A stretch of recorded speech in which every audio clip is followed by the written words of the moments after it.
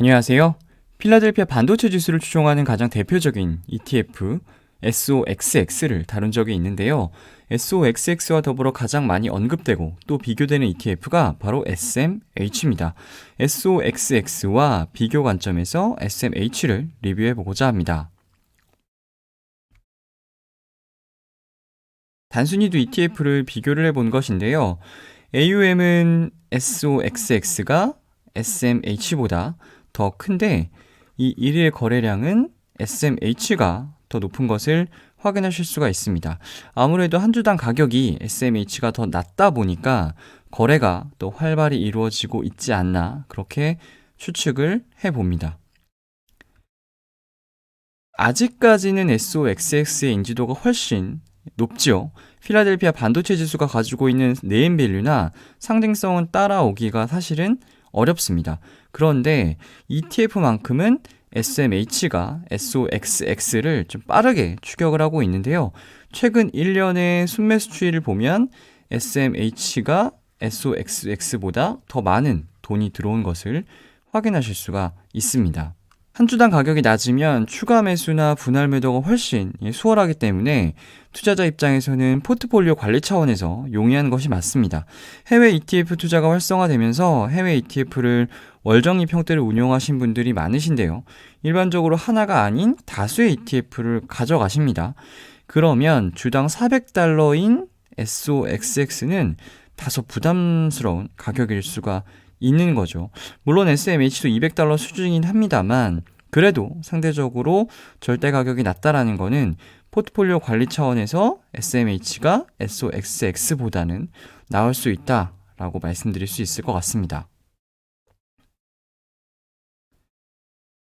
SMH에 대해서 조금 더 깊이 있게 들여다보도록 하겠습니다. SMH의 기초지수는 이렇게 나와 있는데요. 이 인덱스는 어떤 종목들이 들어갈 수 있느냐 보시면 매출 50% 이상이 반도체에서 나오는 반도체 기업이나 반도체 장비 업체들, 그리고 시가총액이 1.5억 달러 이상, 3개월 평균 거래 대금이 100만 달러 이상이어야 합니다. 세 번째가 어떻게 보면 SOXX와 가장 큰 차별화 요인일 수가 있는데 시가총액 가중 평균인 것까지는 동일하나 개별 종목 비중의 한도를 20%로 둡니다. SOXX는 한 개 종목 비중 상한이 8% 수준이지요. 편입비 상위 20개 종목을 비교를 해보면 SOXX는 편입비 상위 종목들이 8% 수준에서 머물러 있는 것을 확인하실 수가 있는데 반면에 SMH는 이 TSMC의 비중이 무려 14.36%로 월등히 높습니다. 이 TSMC가 독보적인 비중을 차지하고 있는 이유는 이 SMH 개별 종목 비중 한도가 20%이기도 하지만 TSMC의 주가가 지난 1년간 무려 143%나 상승을 했습니다. 지금 앞에 보고 계시는 표는 SMH 편입 종목들의 지난 1년간 수익률 베스트 5 그리고 워스트 5를 나열해 놓은 것인데요. 작년에 반도체 기업들의 주가가 워낙 좋았기 때문에 전반적으로 성과가 다 좋습니다. 가장 안 좋은 성과를 거뒀던 인텔을 제외하고서라도 두 번째로 안 좋은 종목의 지난 1년간 성과가 35.6%니까 전반적으로 편입 종목들의 성과가 다 좋았는데 그것들 중에서도 이 TSMC의 성과는 단연 좀 돋보이는 그런 수준입니다. SMH랑 SOXX를 비교를 할 때 인텔 비중이 낮은 SMH를 선택하세요 라고 답변하시는 분들도 있으세요. 그런데 인텔 비중은 사실 인텔뿐만 아니라 나머지 종목들의 주가 등락에 따라도 달라질 수가 있기 때문에 적절한 답변은 개인적으로는 아니라고 좀 생각을 합니다. SMH냐 SOXX냐 각자의 기준이 있겠지만 TSMC의 비중이 아무래도 월등히 높다 보니까 이 종목에 대한 강한 확신이 있다면 SMH가 괜찮은 선택이 될 수가 있고요. 반대로 특정 종목의 주가 등락이 ETF에 큰 영향을 미치는 것을 선호하지 않는다라고 하면은 SOXX를 선택하시는 게 좋습니다. 성과를 비교를 해봤는데 차이가 없어요. 뭐 1년, 2년이 아니라 10년치의 성과를 비교를 해봐도 정말 놀랍도록 유사합니다. 연도별 수익률을 비교해봐도 그렇고요. 밑에 기관 성과를 비교해봐도 정말 우열을 가리기가 어렵습니다.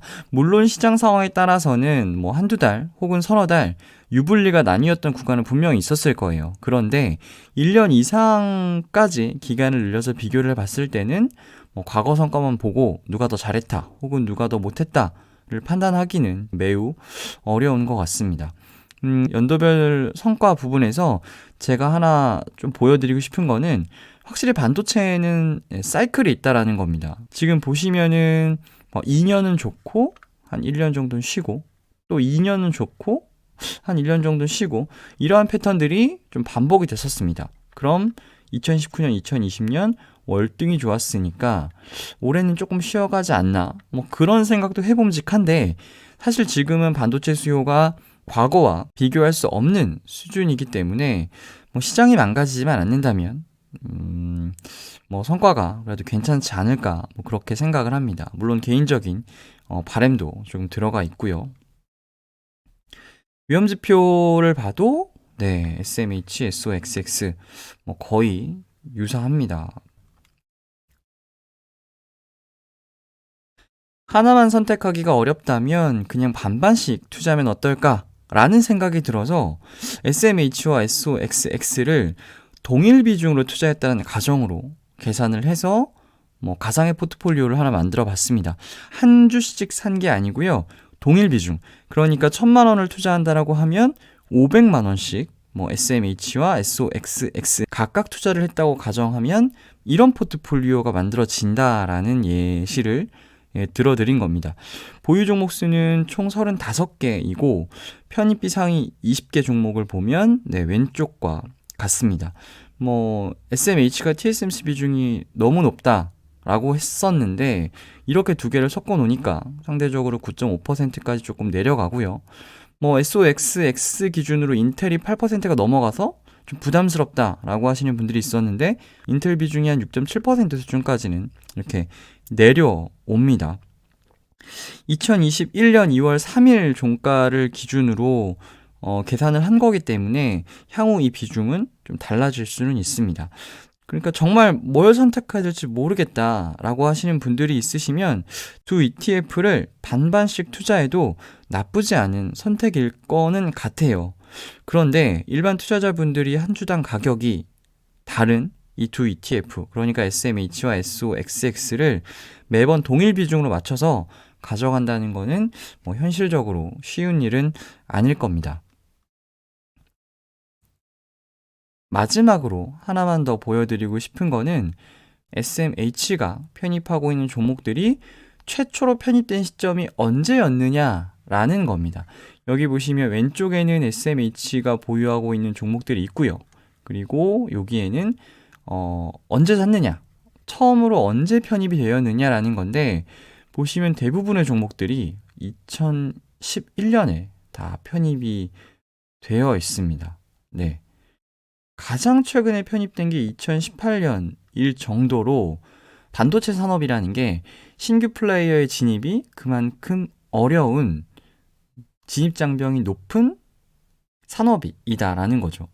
보통 우리가 경제적 해자가 있는 기업에 투자를 해야 된다라는 말들을 많이 하는데 이 반도체 기업들이야말로 경제적 해자가 있는 기업들이 다수가 있다. 이렇게 말씀드리고 싶습니다. ETF 읽어주는 남자, 오늘은 여기까지입니다.